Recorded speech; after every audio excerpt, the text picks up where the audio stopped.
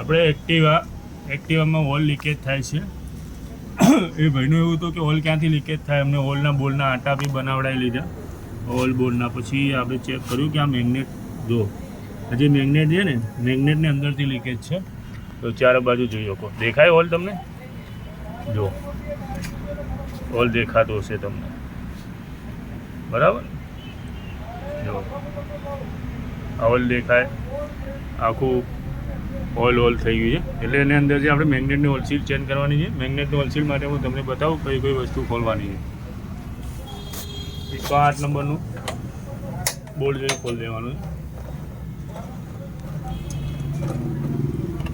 એક ઉપર આવશે અને એક નીચે આવશે. એ રિંગ પાનાથી ખોલવું પડશે આપણે, કેમ કે ટી પાનું ત્યાં લાગશે નહીં.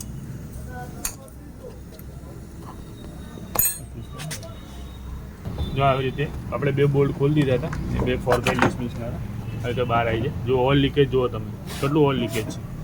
જો આ કવરમાં બી જોઈ શકો, જો છે ચારે બાજુ લીકેજ છે. એના માટે આપણે શું કરીએ કે આ 3 બોલ્ટ જે મેગ્નેટ ફેનના છે એ ખોલ નાખીએ, જેથી આપણે મેગ્નેટ બહાર આવી શકે. વચ્ચે લાગ આપી દઈએ તો શું ખુલી જાય જલ્દી બોલ્ટ. 3 બોલ્ટ ખોલ નાખીએ આપણે. 10 નંબરની ટી લાગે છે, ફેન બહાર આવી ગયું છે. હવે આ મેગ્નેટ આપણે બહાર કેવી રીતે કાઢવાનું? 14 નંબરનું ટોમી પાનું લઈ લેવાનું, બોક્સ પાનું. એ આપણે એને લાગ આપી દઈએ, જેથી પકડવું ના પડે અને પકડાય બી.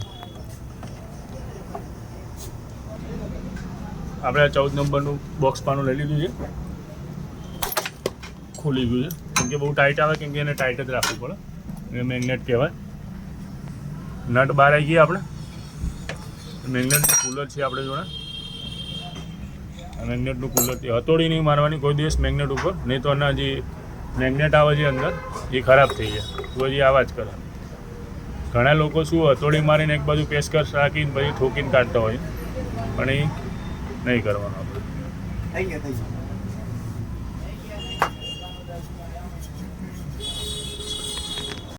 હવે આપણે એને મસ્ત ટાઈટ કરવું પડશે. કુલરને પહેલાં ટાઈટ કરી લઈએ. એ જગ્યા બહુ ઓછી આપેલી છે એટલે થોડું આપણને હેરાન થવા છે એમાં.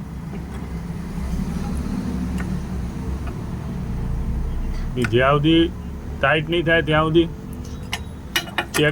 ચેક બોલ્ટ લાગશે નહીં, ત્યાં સુધી મેગ્નેટ બહાર નહીં આવે.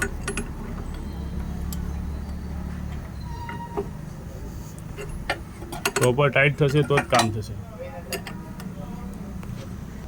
હવે આજુ આપણે લગાવી દઈએ અને બે આટા ચડાવી દઈએ આવી રીતે.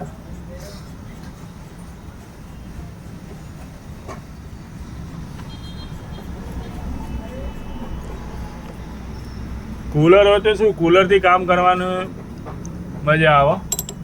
હથોડીવાળા ફરી નહીં વળવાનું. પાના વગર તો આપણા હાથ બી ફેલ છે, આમાં મિકેનિક લાઇનમાં કહેવાય. અને સપોર્ટ આપી દઈએ જેથી આગળ જાય નહીં ને આપણે ખુલી જાય. થોડું આપણે હથોડી મારવી પડશે આના ઉપર, મેગ્નેટ ઉપર નહીં, આના ઉપર, કેમ કે જગ્યા નથી એટલે આપણે ફાવતું નથી.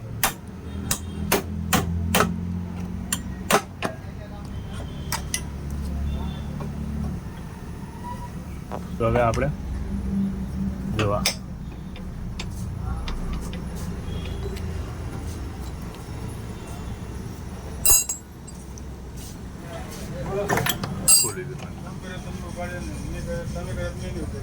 બોલો શું કરવાનું.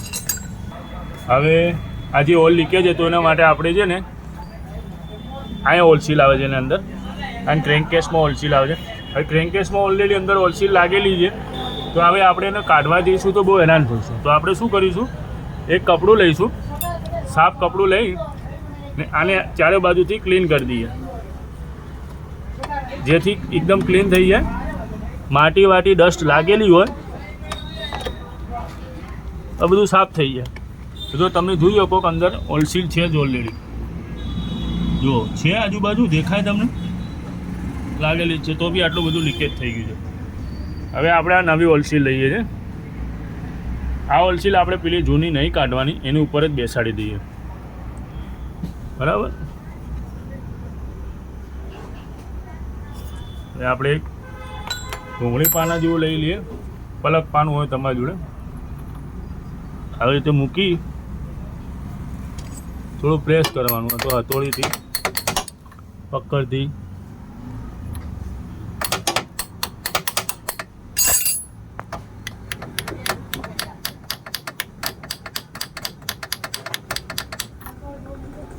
જો હવે તમને બતાવું કે જો બેસી ગઈ છે એકદમ પરફેક્ટ. હવે આપણે આને ક્લીન કરી દઈએ. ક્લીન કરવાનો વિડીયો તો તમને બતાવીને શું કરું, બરાબર. આવી રીતે શોર્ટમાં પતી જાય, લીકેજ નહીં થાય 110% એની ગેરંટી. ઓકે, લાઈક કરો, શેર કરો અને સબસ્ક્રાઈબ કરો. અંદર